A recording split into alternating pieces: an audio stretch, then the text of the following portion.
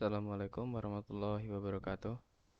Izin perkenalkan diri, nama Taruna Dewasa Diarbaga Saifullah, nomor induk Taruna 2019-3007, Prodi Teknologi Mekanika Perkeretaapian, asal Sekolah Politeknik Perkeretaapian Indonesia Madiun atau bisa disebut PPI Madiun. Pada kesempatan kali ini, saya akan coba menjelaskan secara ringkas tentang apa itu isi PM 4 tahun 2017.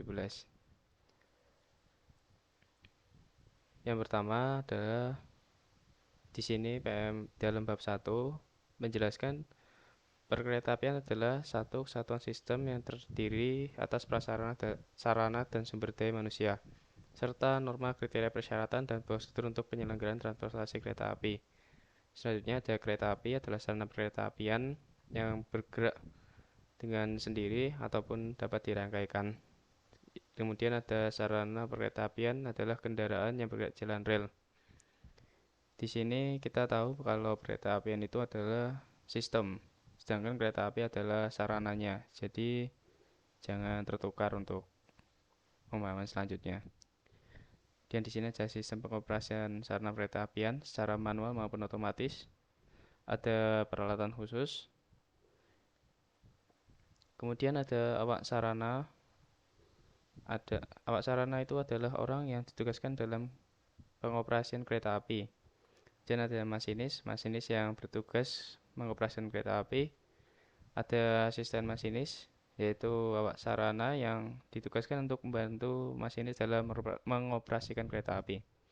Kemudian ada penyelia, pejabat yang diberikan tugas dan wewenang untuk mengeluarkan perintah dan penilaian pada awak sarana pada tingkat pertama dan tingkat muda. Ini adalah tingkatan dari orang awak sarana, yaitu pertama, muda, dan madya. Kemudian ada instruktur masinis bertugas sebagai yang memberi pengetahuan, pemahaman, dan keterampilan pada awak sarana. Kemudian adalah jam kerja, ada langsir, ada sertifikat, kompetensi, asesor. Asesor adalah tenaga penilai yang menilai kualifikasi tenaga penguji, inspektur, auditor, tenaga pemeriksa, tenaga perawatan, tugas pengoperasian prasarana perkeretaapian, awak sarana perkeretaapian, tenaga penanganan kecelakaan, tenaga pemeriksaan kecelakaan, tenaga analisis kecelakaan, dan tenaga pelaksana pembangunan prasarana perkeretaapian. Kemudian ada pendidikan dan pelatihan, yaitu proses belajarnya awak sarana sebelum mengoperasikan kereta. Dan ada menteri yang membidangi urusan perkeretaapian dan direktur jenderal yang tugas tanggung jawab di bidang perkeretaapian. Kemudian di bab 2 sini jelaskan bahwa pengoperasian sarana kereta api itu dibagi dua, yaitu manual dan otomatis. Pengoperasian kereta api secara manual dikendalikan seluruhnya oleh awak sarana, sedangkan yang otomatis sebaliknya hanya awak sarana itu hanya memantau dari jauh, sedangkan sarana itu dapat bergerak sendiri tanpa adanya masinis ataupun asisten masinis.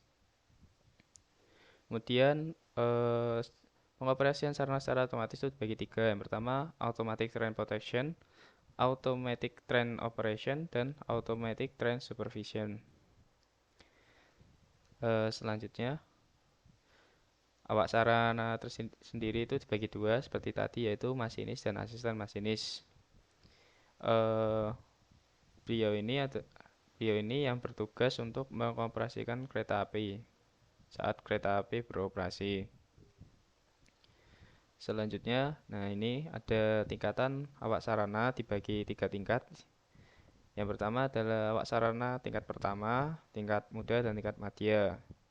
Jadi misal ada teman kalian atau orang yang baru masuk lolos dalam seleksi awak sarana, contohnya seperti masinis setelah pembelajaran, nanti dia akan masuk pada tingkat pertama setelah pendidikan. Jadi tidak bisa lompat ke muda atau madya, jadi harus melewati tingkat pertama dahulu. Selanjutnya ada awak sarana tingkat pertama memenuhi standar kompetensi. Nah, ini standar kompetensi yang harus dimiliki oleh awak sarana tingkat pertama. Pada umumnya untuk tingkat pertama ini seperti Tingkat pertama ini mengetahui dan memahami, kemudian mampu mengoperasikan sarana kereta apian dan mampu melaksanakan SOP. SOP dalam sarana kereta api yang dioperasikan, melaksanakan standar operasi dalam mengatasi gangguan teknis.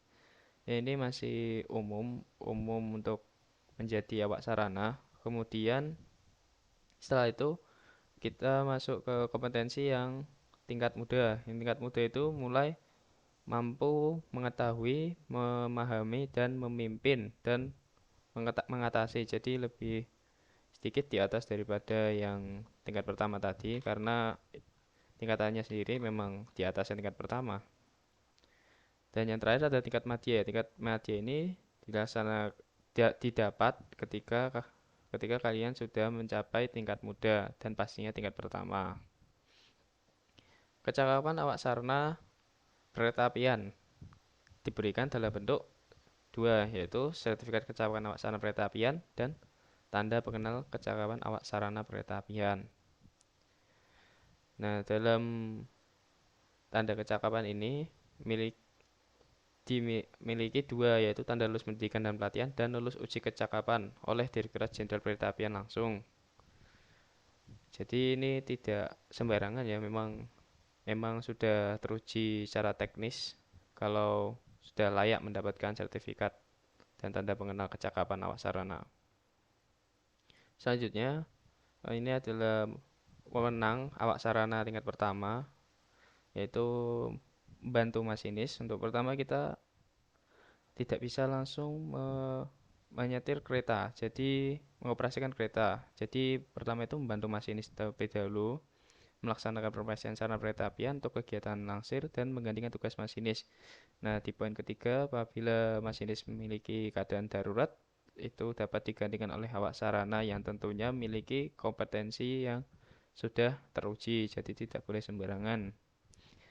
Nah, kondisi darurat itu yaitu masinis meninggal secara mendadak atau masinis sakit yang mengakibatkan tidak mampu mengoperasikan kereta api.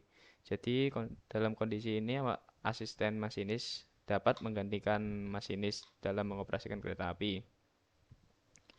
Selanjutnya, eh, untuk tingkat muda yaitu tingkat kedua, eh, kalian bisa menjadi masinis dalam bisa menjadi masinis dalam perjalanan kereta api, melaksanakan pemeriksaan sarana kereta api, melaksanakan seluruh kewenangan awak sarana, melaksanakan SOP administrasi dan penugasan, SOP dalam memastikan sarana dalam siap dioperasikan, melaksanakan standar operasi gangguan teknis, dan melakukan pembinaan terhadap awak sarana dapat sebagai penyelia. Jadi tingkatannya lebih di atas daripada pertama dan tentunya tanggung jawab yang diemban lebih besar dan lebih berat. Untuk tingkat terakhir, tingkat madya memiliki kewenangan sebagai awak sarana harus melalui tingkat pertama dan muda terlebih dahulu, kemudian dapat menjadi instruktur masinis untuk tingkat madya.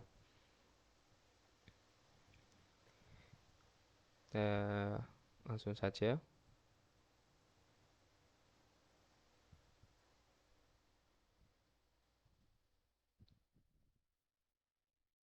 Ini tadi sudah dijelaskan. Kita jelaskan secara singkat-singkat saja.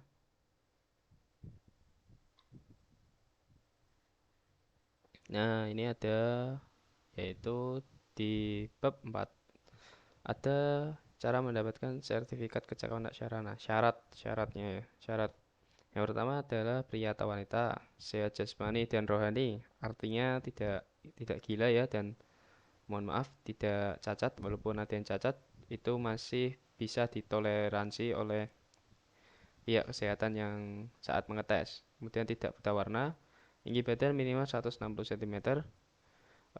Kenapa tinggi badan itu sering dipermasalahkan dalam pendaftaran apapun atau syarat apapun? Karena tinggi badan seseorang juga menentukan postur seseorang. Misalnya ketika kita ingin menekan tombol, apabila tinggi badan kita tidak terlalu tinggi, otomatis kita tidak bisa menggapai tombol yang ingin disentuh. Itu sangat berbahaya dalam pengoperasian alat transportasi. terutama kereta api itu sangat berbahaya. Maka dari itu ada minimal tinggi yang menjadi standar untuk syarat mendapatkan capaian awak sarana. Kemudian pendidikan minimal sekolah lanjutan tingkat atas, yaitu yang dimaksud minimal SMA sudah bisa mendaftar, SMA SMK sudah bisa mendaftar, sesuai dengan jurusan yang diambil. Jadi tidak semua jurusan SMK atau SMK itu bisa. Contohnya yang diambil itu yang mesin itu bisa. Kalau misal SMK-nya ambil seperti seni untuk awak sarana kelihatannya tidak menerima. Kemudian memiliki tanda lulus dan pelatihan awak sarana tadi. Jadi sebelum menjadi awak sarana kita itu harus melalui pendidikan dan pelatihan. Selanjutnya lulus uji kecakapan sebagai awak sarana PTMS sesuai dengan sistem pengoperasiannya. Nah, ini artinya itu harus runtut. Jadi tidak boleh ada yang terlewat. Jadi ketika semua ujiannya itu tidak boleh ada yang gagal lah, harus lulus semua agar bisa mendapatkan sertifikat kecakapan awak sarana. Selanjutnya kita langsung geser saja.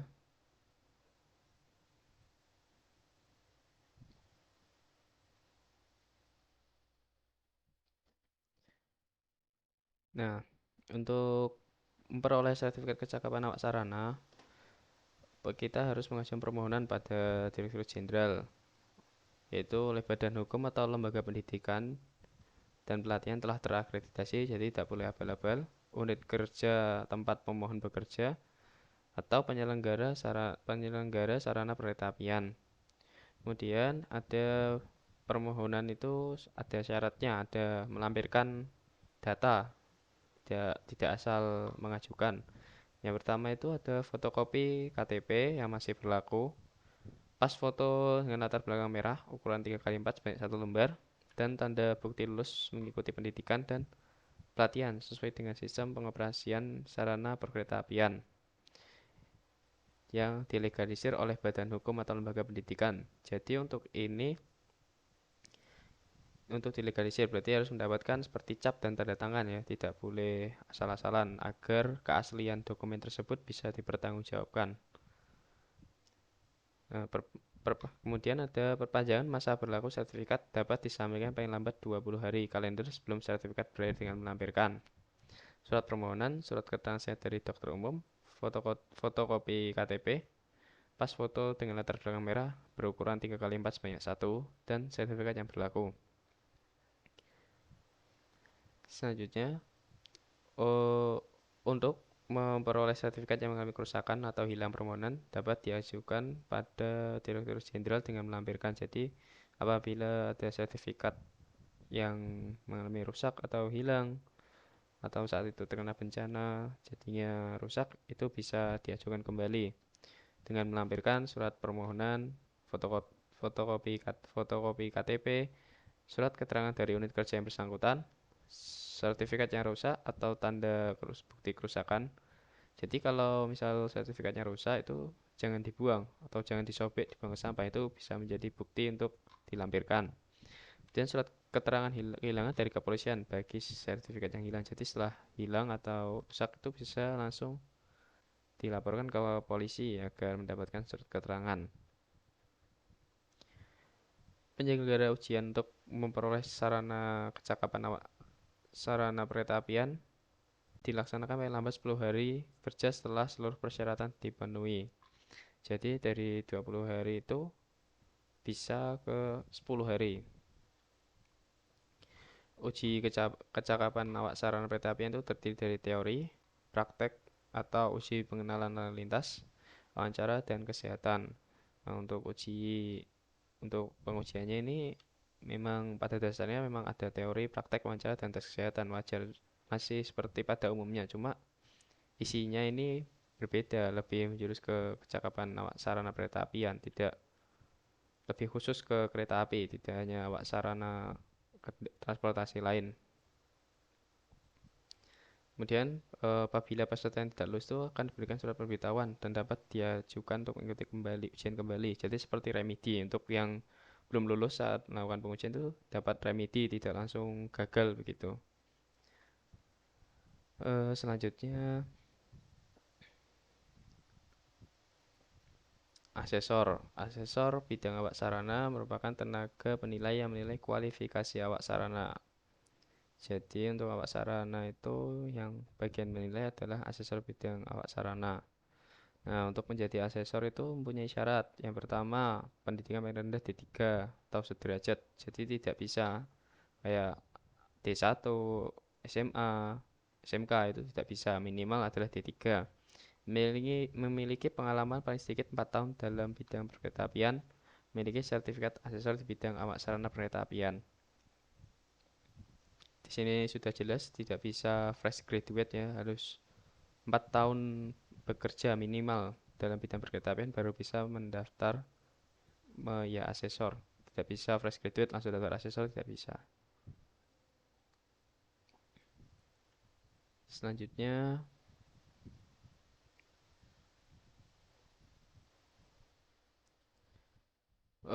pemegang sertifikat kecakapan awak sarana wajib melaksanakan tugas. Jadi setelah mendapatkan sertifikat kecakapan awak sarana itu kita mendapatkan tanggung jawab atau tugas yang wajib harus dilaksanakan, yaitu memiliki surat keterangan pengenal lalu lintas, mengoperasikan kereta api sesuai dengan kompetensi dan kewenangan, membawa tanda pengenal awak sarana, membawa surat tugas dari penyelenggara sarana perkereta menjaga memeriksa kesehatan dan mengikuti tes kesehatan paling sedikit 2 tahun sekali. Minimal dalam 2 tahun harus mengoperasikan sarana perkereta menjaga atau meningkatkan kompetensi sebagai awak sarana perkereta dalam bentuk mengikuti pelatihan penyelenggara dalam kurun waktu paling sedikit 1 tahun. Dalam melaksanakan tugas, awak sarana wajib mendokumentasikan jumlah jam kerja yang dijalani dalam buku catatan jam kerja yang disahkan oleh atasan bersangkutan. Jadi ini juga menyangkut tentang kesehatan. Jadi setelah menjadi awak sarana itu kesehatan selalu dipantau. Jadi setelah diterima itu tidak langsung kita tidak dipantau gitu, kesehatan tetap selalu dipantau agar keselamatan dalam pengoperasian kereta api itu bisa terjamin. Kemudian untuk jam kerja ini memang bisa menjadi patokan dalam artian pengalaman awak sarana dalam mengoperasikan kereta api itu itu sangat-sangat penting. Untuk kemudian untuk menjaga kompetensi awak sarana perkereta harus minimal dalam kurun waktu 2 tahun harus mengoperasikan sarana perkereta dan mengikuti pelatihan penyelenggara seminar atau lokakarya di bidang tugasnya paling sedikit sekali dalam 2 tahun. Jadi untuk menjaga kompetensi kalian untuk jadi awak sarana itu harus mengoperasikan sarana minimal minimal dalam minimal dalam 2 tahun itu harus mengoperasikan sarana. Jadi tidak boleh nganggur lah, tidak boleh sama sekali tidak mengoperasikan, tidak boleh. Untuk ini juga paling sedikit ikut sekali dalam 2 tahun, jadi tidak boleh kita tidak ikut sama sekali untuk menjaga kompetensi awak sarana. Nah, kemudian ada sanksi administrasi. Sanksi administrasi diisi sertifikat kecakapan awak sarana. Kereta apian dapat dicabut apabila memegang sertifikat kecakapan awak sarana melanggar kewajiban. Pencabutan juga dapat dilakukan melalui peringatan tertulis banyak 3 kali berturut-turut dengan tenggang waktu 7 hari kerja. Apabila peringatan tidak diindahkan atau tidak didengarkan, dilanjutkan dengan pembekuan sertifikat kecakapan awak sarana paling lama 30 hari kerja. Apabila selama pembekuan tersebut tidak ada upaya perbaikan, tidak ada perubahan, maka sertifikat kecakapan awak sarana kereta apian akan dicabut. Jadi tidak langsung dicabut, ada prosesnya. Jadi ibaratnya kita sedang hilaf melakukan kesalahan, itu tidak langsung semena-mena dicabut. Jadi ada prosesnya sebelum memang dicabut secara resmi. Ada tahap-tahapnya. Kalau di sekolah itu kayak diskors lah, ada surat peringatan, kemudian ada diskors, baru dikeluarkan dari sekolah, ya seperti itu. Selanjutnya, namun ada juga pencabutan sertifikat kecakapan awak sarana itu tanpa melalui peringatan. Jadi ada kejadian-kejadian darurat dan tidak bisa dimaafkan. itu seperti digunakan oleh orang-orang yang tidak berhak, diperoleh dengan cara tidak sah. Ini dalam artian bisa orang dalam atau bisa membayar. Jadi jika ketahuan tidak boleh, diberhentikan dengan tidak hormat karena kelalaian dalam menjalankan tugas sebagai masinis, tidak dapat melaksanakan tugas dan tanggung jawab yang diberikan padanya akibat gangguan jasmani dan rohani sifatnya permanen, melakukan perbuatan yang membahayakan keselamatan dan keamanan operasional kereta api yang mengakibatkan kecelakaan yang menimbulkan korban jiwa. Jadi apabila menjadi awak sarana itu kita tetap harus disiplin, tidak boleh lalai, tidak boleh sembrono dalam mengoperasikan kereta api karena membawa nyawa banyak dan membahayakan membahayakan sekitar. Jadi tidak boleh. Dan untuk kesehatan rohani jasmani memang tidak mungkiri umur bisa menjadi salah satu faktor. Nah, apabila kesehatan itu memang sudah tidak sesuai standar dan permanen, bisa dicabut surat sertifikat kecakapan awak sarana karena dianggap sudah tidak mampu, tidak memenuhi standar untuk menjadi awak sarana. Kemudian perbuatan yang membahayakan keselamatan ini berbahaya sekali.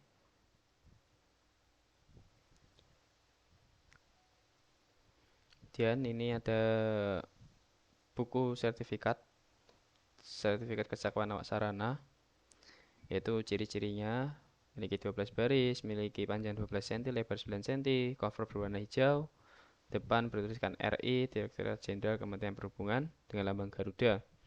Halaman halaman dalam berwarna berlogo perhubungan. Nomor buku, ada bidang kecakapan, tingkat level, dan lain-lain. Lengkap, ini menjelaskan data diri dari awak sarana tadi. Sangat lengkap.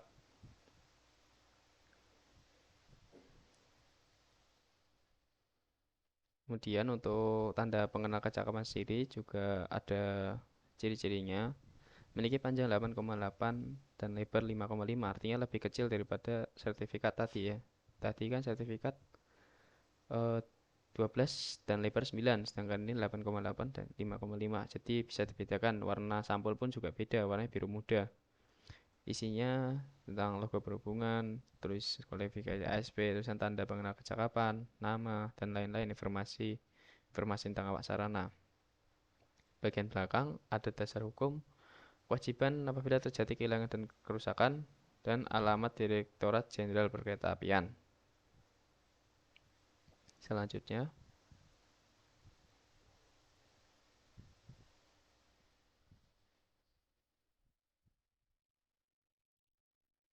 nah ini sudah selesai. Jadi pada intinya PM 4 tahun 2017 membahas tentang awak sarana, yaitu eh, apa-apa saja yang ikut membantu dalam mengoperasikan kereta api. Tadi kan ada awak sarana dibagi menjadi dua, kemudian ada syaratnya, ada minimal harus berapa tahun, tinggi berapa tahun, ada tentang sertifikat, sanksi tentang sertifikat, terus dan lain-lain. Nah, kemudian di belakang ini ada contoh gambar, ya gambar sertifikat kecakapan awak sarana. Nah ini beda-beda ya. Kalau misal yang pertama itu paling, kalau dilihat mudanya itu garisnya satu. Ini di sini ada garisnya satu. Sedangkan untuk yang tingkat muda, tingkat yang kedua itu garisnya dua, dan yang madya garisnya tiga. Ini yang terakhir. Ya begitu. Untuk lengkapnya kalian bisa mendownload sendiri di Google PM 4 tahun 2017. Dan apabila penjelasan saya kurang begitu jelas, kalian bisa membaca kembali, tinggal di-download saja, mudah di Google. Sekian dari yang saya jelaskan. Mohon maaf apabila dalam saya menjelaskan ada salah tutur kata atau salah pemahaman dan salah informasi yang saya terima. Saya mohon maaf karena saya sendiri masih dalam proses belajar. Semoga kalian sehat selalu dan semoga kalian bisa bergabung dengan kami di bidang perkeretaapian dalam ikut mengembangkan perkeretaapian di Indonesia, karena Indonesia sedang gencar-gencarnya membangun sistem kereta apian yang tentunya membutuhkan sumber daya manusia berhubungan yang banyak dan mumpuni atau memiliki kompetensi. Sekian dari saya. Wassalamualaikum warahmatullahi wabarakatuh.